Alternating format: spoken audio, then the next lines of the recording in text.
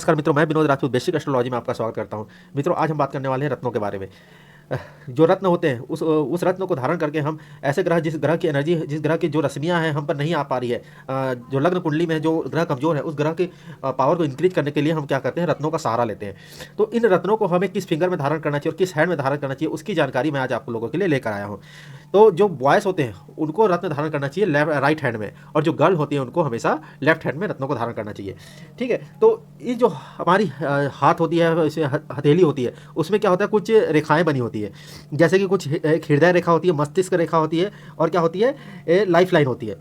तो life line किधर से जाती है? लाइफ लाइन इस तरह से आते हुए एक लाइफ लाइन बनी होती है। ठीक है।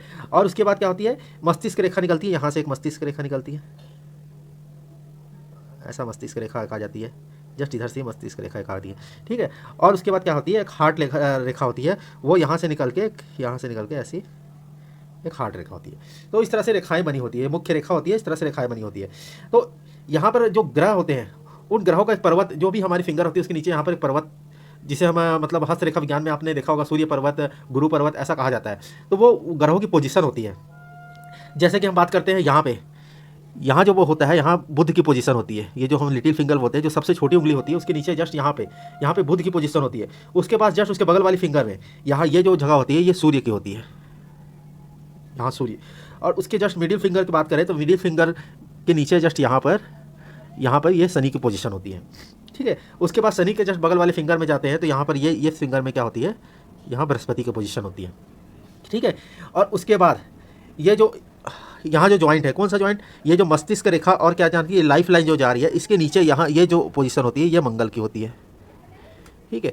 इसी प्रकार यहाँ जो आगे जाएंगे तो यहाँ ये जो जगह है, ये भी जगह क्या होती है, मंगल की होगी। ठीक है। मतलब ये जो पट्टी है, ये पूरी पट्टी क्या होती है, मंगल के आधिपत्य में आता है। ठीक है। यहाँ मंगल होगी। अब बात करते हैं शुक्र की। तो शुक्र का कौन सा जगह होता है, शुक्र कहाँ आता है, शुक्र ये जो पूरा एरिया है, शुक्र ये जो पूरा एरिया है, ये शुक्र का एरिया कहलाता है। ठीक है। और यहाँ जो आता है, ये एरिया होता है चंद्र का। ठीक है।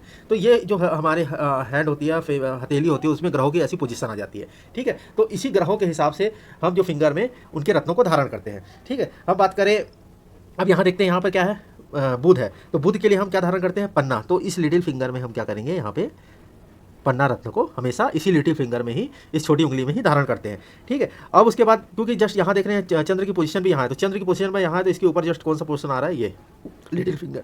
ठीक है। तो हम क्या करेंगे, मोती भी इसी छोटी उंगली में, लिटिल फिंगर में ही धारण करते हैं। ठीक है। तो इस लिटिल फिंगर में क्या धारण कर सकते हैं, पन्ना और मोती, ये दोनों को हमेशा ही लिटिल फिंगर में ही धारण करते हैं। इसके अलावा किसी भी फिंगर में इसको धारण नहीं किया जाता। ठीक है। अब बात करते हैं सूर्य की। तो सूर्य के लिए क्या धारण किया जाता है, सूर्य के लिए हमेशा क्या धारण किया जाता है, माणक। जस्ट सूर्य है तो सूर्य के जस्ट ऊपर वाली जो फिंगर होगी, इसमें हमेशा क्या करेंगे, मानक इसी फिंगर में धारण किया जाता है। ठीक है। अब उसके बाद क्या करें, क्योंकि मंगल की ये पोजीशन, यहाँ मंगल आ रहा है, तो मंगल में ये आप देखेंगे तो मंगल का ये पूरा एरिया मंगल का है।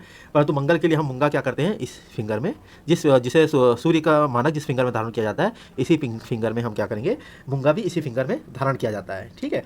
अब शनि के लिए देखते हैं। शनि जो मिडिल फिंगर है, इसमें शनि का तो सबको पता होगा, शनि के लिए क्या है, नीलम। ठीक है।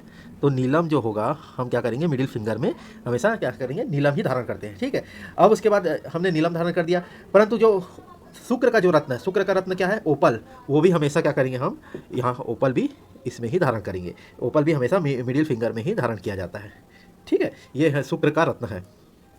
तो नीलम और ओपल ये मिडिल फिंगर में धारण किए जाते हैं। अब बृहस्पति है, बृहस्पति के लिए आपको पता है, बृहस्पति के लिए हमेशा पुखराज धारण किया जाता है। तो जो पुखराज है, पुखराज ये कहाँ धारण किया जाता है, ये हमारे जो मतलब थंब के बगल वाले जो फिंगर है, ठीक है, वहाँ पे क्या किया जाता है, ये पुखराज धारण किया जाता है, बृहस्पति का रत्न। अब जो बृहस्पति का रत्न आप देख रहे होंगे, सारे जो फिंगर है इसमें दो ग्रहों के रत्न धारण किया जाते हैं, परंतु बृहस्पति की जो फिंगर है उसमें हमेशा पुखराज ही धारण किया जाता है, और कोई भी ग्रह का रत्न उसमें धारण नहीं किया जाता, क्योंकि बृहस्पति ही एक ऐसा ग्रह है जो मतलब बृहस्पति अगर पॉजिटिव हो जाए तो सारे ग्रहों का एक तरफा रिजल्ट क्या है, बृहस्पति ही दे देता है। उसके बाद अगर धन की प्राप्ति करना हो तो बृहस्पति के पास जाओ, अगर परिवार का सुख लेना है तो बृहस्पति देगा, पुत्र की प्राप्ति करनी है तो बृहस्पति देगा।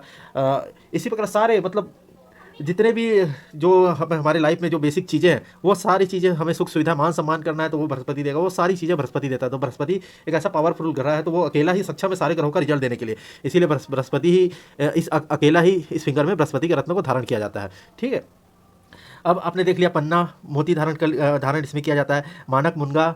ठीक है, इस फिंगर में मानक मुंगा धारण किया जाता है। नीलम और ओपल, शनि का नीलम और शुक्र का ओपल मिडिल फिंगर में धारण किया जाता है। और इसी प्रकार पुखराज हमेशा बृहस्पति का है, वो यहाँ इस फिंगर में पहना जाता है। ठीक है, अब आगे बात करते हैं कि इनमें जो किस धातु में इनको पहना जाता है। ठीक है, तो पुखराज हमेशा किस में पहना जाता है? सोने में पहना जाता है। पुखराज किस में पहनेंगे? सोने में पहना जाता है। ठीक है, उसके बाद बात करते हैं पन्ना और मोती का। जो मोती और पन्ना है ये हमेशा चांदी में धारण किया जाता है। ठीक है, क्योंकि जो जानते हैं मोती का जो तासीर होती है, मोती मतलब ठंडी तासीर की होती है, चांदी भी ऐसा है, तो इसको हमेशा क्या करेंगे, हम चांदी में ही धारण करेंगे। ठीक है, इसके बाद बात करते हैं हम मानक की और मुंगा की। ठीक है, तो जो मुंगा है और मानक है ये क्या करेंगे हम, ये पीतल में धारण कर सकते हैं, अष्ट धातु में भी धारण किया जा सकता, अष्ट धातु में भी धारण कर सकते हैं, और इसको सोने में भी धारण किया जाता है। ठीक है, ये इन धातुओं में इसको धारण करने से हमें अच्छे लाभ मिलते हैं। अब उसके बाद बात करें नीलम का, तो नीलम हमेशा पंचधातु में धारण किया जाता है। नीलम रत्न जो होता है पंचधातु में धारण किया जाता है। ओपल जो शुक्र की धातु है ये किस में धारण किया जाता है? तो ओपल हमेशा ही चांदी में धारण किया जाता है। ठीक है, तो इस तरह जो ये ग्रह हो गए, इन ग्रहों को उनकी जो धातु होगी उन धातु में ही पहनने से पूर्ण लाभ हमें प्राप्त होता है। ठीक है, तो ये कुछ जानकारी थी ग्रहों के बारे में, ग्रहों के रत्नों के बारे में, और उसे किस धातु में किस फिंगर में हमें पहनना चाहिए। ठीक है, तो मैं आशा करता हूँ आपको आज की वीडियो अच्छी लगी हो, और आप इस वीडियो को देख के इतना तो जान जाएंगे कि हमें कौन से फिंगर में कौन से धातु को पहनना चाहिए, कौन से धातु में कौन से रत्न को पहनना चाहिए। ये जानकारी आज आपको समझ में आ गई होगी। तो अब आने वाले वीडियो में मैं आपको और भी कुछ जानकारियाँ दूंगा कि किस कंडीशन में हमें ये रत्नों को धारण करना चाहिए और किस कंडीशन में इस रत्नों को नहीं धारण करना चाहिए। क्योंकि कभी कभी ऐसा होता है कि कुछ ग्रह हमें हमारे लिए पॉजिटिव होते हैं, परंतु क्या होता है उनकी पोजीशन ऐसे भाव में चली जाती है कि हमें उस रत्नों को नहीं धारण करना चाहिए। फिर भी कुछ ज्योतिष ऐसे होते हैं जो हमें मतलब उस नेगेटिव मतलब क्या होता है, खराब जो भाव में पोजीशनिंग होने के बावजूद भी हमें क्या करते हैं, उसके रत्न पहना देते हैं, और फिर हमें रत्न पहनने के बाद उसका बैड रिजल्ट झेलना पड़ता है। तो इसीलिए अगर हमें उसकी पूर्ण जानकारी होगी, हमें पूर्ण नहीं, हमें अगर उसका अगर 10 से 20% भी अगर जानकारी होगी कि हाँ हमें इस ग्रहों का रत्न धारण नहीं करना है, तो आप उस ज्योतिषी के पास अगर गए हो, अगर आपको ऐसी रत्न धारण करा रहा था, आप उससे रीजन तो पूछ सकते हैं, भाई आप किस रीजन से पहना रहे हैं, क्योंकि मैंने ये ऐसा सुना है कि इस भाव में ऐसे पोजीशन में होने पर हम उस ग्रह का रत्न नहीं धारण करना चाहिए। तो आप मतलब जो भी होगा, अगर ज्योतिष के पास अगर उतना नॉलेज नहीं होगा तो आपको उसका जवाब नहीं दे पाएगा, और नॉलेज होगा तो कुछ ना कुछ आपको जवाब जरूर मिलेगा। ठीक है, तो आशा करता हूँ कि आपको आज की वीडियो अच्छी लगी हो, और अगर आपको आज की जानकारी अच्छी लगी हो तो आप मेरे वीडियो को लाइक करें, सब्सक्राइब करें, और नीचे कमेंट बॉक्स में अगर कुछ चीज़ें आपको इसमें कुछ भी जानकारी एक्स्ट्रा और ऐड करनी है, आप कुछ पूछना चाहते हैं, अपने कुंडली के बारे में भी आप कुछ जानकारी हासिल करना चाहते हैं, या कुछ उपाय, कभी कभी क्या होता है आप कमेंट सेक्शन में आते हैं और उपाय पूछते हैं, तो मैं वहाँ पर सार्वजनिक तौर पर सारी नहीं बता सकता, कुछ ऐसी जानकारी वहाँ शेयर नहीं कर सकता, तो आप पर्सनली मेरे व्हाट्सएप नंबर पे भी आप मैसेज करके जानकारी ले सकते हैं।